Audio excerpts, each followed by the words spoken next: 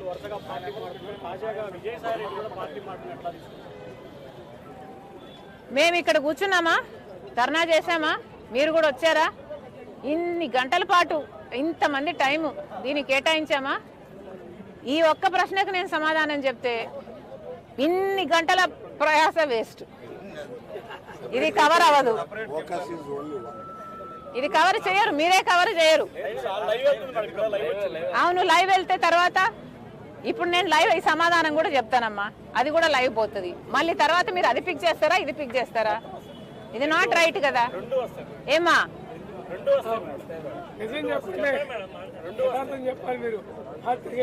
కాదమ్మా, ఇది ప్రజల ఇష్యూ కదా.